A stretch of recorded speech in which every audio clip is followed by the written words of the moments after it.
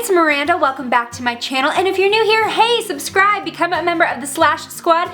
I review products you'll never feel guilty buying, and I do looks you can actually recreate at home. When we hit 10,000, we're gonna do an international giveaway, so help us get there faster. Today I'm super excited because you all seem to always love when I talk about ColourPop, and I've got a few of their new pressed shadows to talk about today. So ColourPop is now selling pressed shadows. Some of them are in palettes, such as this collaboration that they did with Amanda Steele, aka Makeup by Mandy, but you can also buy them individually and put them in like personalized palettes. I believe they do sell palettes like these. They're cardboard, kind of deep, and you can put your single shadows in them, but they also go into a Z palette easily because they're magnetic, so you can just do that as well. So last weekend I went to Gen Beauty, and if you don't know what that is, it's basically a huge makeup party thrown by Ipsy, and if you only know what it is because of my rant video last year about it, it was actually a lot better this year. I'm not going to do a whole video about it, but all love to Ipsy. I think it was a lot more organized, but that's for another time. So it was ColourPop's first year at Gen Beauty, and they were not holding back. As a YouTuber, I walked away with the Weekend Warrior palette from Amanda Steele's collaboration with them. This has been out for about a month and a half, I want to say, and this has 4 beautiful shades inside. 3 of them are matte, which like blew my mind because you all know me, I love matte. I don't think an eyeshadow palette is complete without matte shades, so when it's like majority matte shades, it's the best.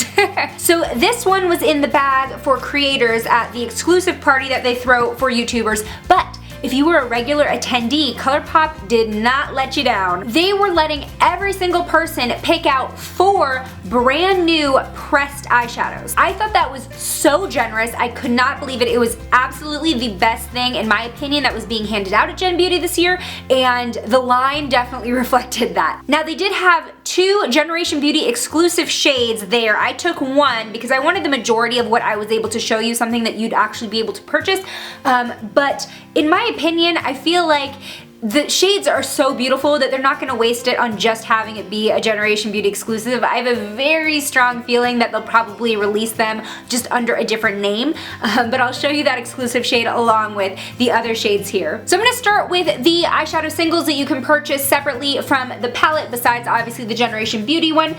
They sell for $5 each, which is the same price as the Super Shock shadows. And as far as the price per ounce, you are actually getting more product in these pressed pans than you do with the Super Shock shadows, which isn't a surprise since they are pressed. They're able to kind of fit a little bit more product into each pan. ColourPop currently has 2 pre-put together palettes of 4 shades each that you can buy on their website, and those are the magnetic variety, so you can actually pop the pans out. 3 if you count the Weekend Warrior one, but you actually cannot take the pans out of this one. This one is like permanently in here. This is the specific like Gen Beauty version of the palette, but the ones that they're selling are the same size, and you can kind of see that here.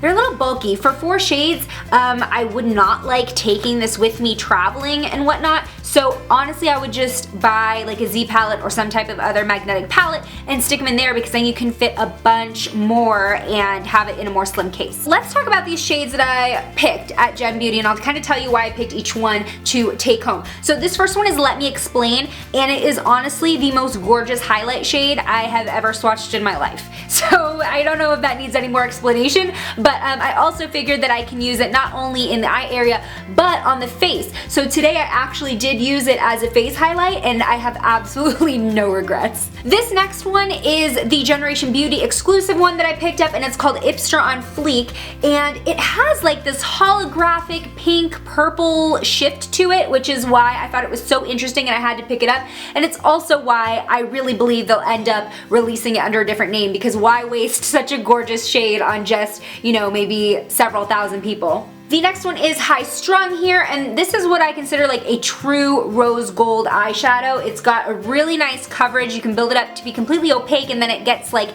this little metallic-y type finish. I love it. And this last one up here is Goody Two Shoes, and I really liked this because it was like a silvery blackish blue shift, but it's not that really standard brown blue holographic shadow that was really big in like 2009 and then everybody made it. This actually has a bit of variance for me. It really does lean more like charcoal gray, but then when it catches the light, you do get that blue sparkle. Now let's go into the Weekend Warrior palette. Now these shades are not available for individual purchase as of yet, but I've known ColourPop to make things individually available when there's enough demand for them. I just love these shades. Every single one does it for me, and I think Amanda, if she was the one to truly curate this, did a very, very good job in choosing shades that would work together really well for different types of looks. So down here we have Throttle, and this is the only shimmery shade in the bunch, which makes it perfect for under the brow bone and in the inner corner highlighting. Then we have Harley, which is this really interesting like gray color, but it has these mauve-y undertones when you put it on the skin, so it's very complementary and versatile in that way because it's going to match with a lot of different shades. Then we have Burnout, which is this deep teal, which I think is like the eye catcher of this palette and definitely the pop of color, but it's still just a tad muted. It's not like vibrant teal, so it's easy to kind of dress it down or really make it the statement. And then we have Chopper up here, which is another one that's a little bit versatile in terms of how people might perceive it. I see it as like a grayish purple, but it could just translate to charcoal depending on the shades that you're going to be matching with it. I will say that they can get a tiny bit powdery. You get a little bit of kickback when you're working with them in the palette, but that doesn't translate to the face. I don't feel like I get a lot of fallout with these, so that's really great. And I will say the same thing about the shimmery singles that I have. I didn't get any of the new matte pressed powders that are available separately, but I will say across the board I did not experience a lot of fallout.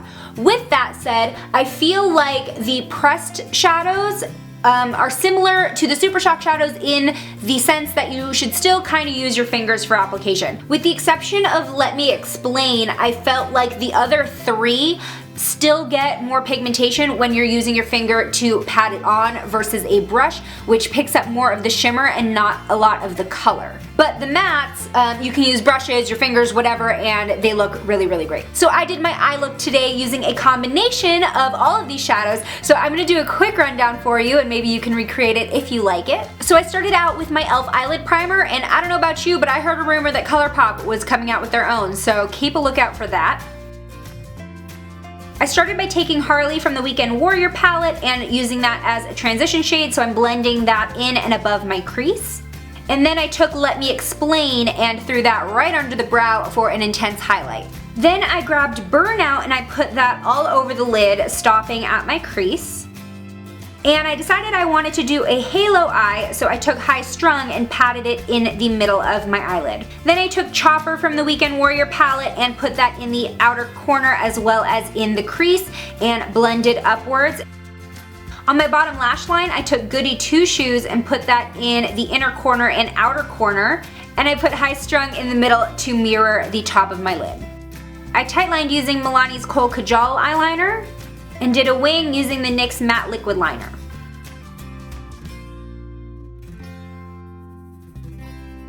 And then, just because I felt like being a little fancy, I underlined my wing with the Jessie's Girl Liquid Liner in white.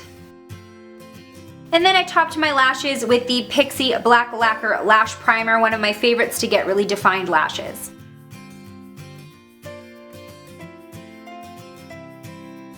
So you can see how well the matte pressed shadows and the more satin pressed shadows really work together to create beautiful looks. They're all so easy to blend, the texture is silky, they're pigmented, like there's honestly not much else I could ask for my shadows. Except I will say that I do notice more fading in color with the matte pressed shadows than I do with the more satiny ones, and that's pretty standard when it comes to matte shadows, so I'm probably going to have to figure out a different primer or base to wear with these because the e.l.f. one is not quite doing it with these shades. All of these colors besides the Generation Beauty one are available on ColourPop's website. I will leave the link below in case you are interested in checking them out. And in case you're wondering, I'm wearing ColourPop's Lippy Sticks in Tootsie, and it is one of my go-tos right now. I think it's a perfect muted nude and it really complements more of a dramatic eye like this. If you like this look, hit the thumbs up button. I know you always like when I talk about ColourPop, so if there are any other products you are interested in me talking about, leave them below. I'm always loving everything that they make, but it's hard for me to decide which ones I want to buy.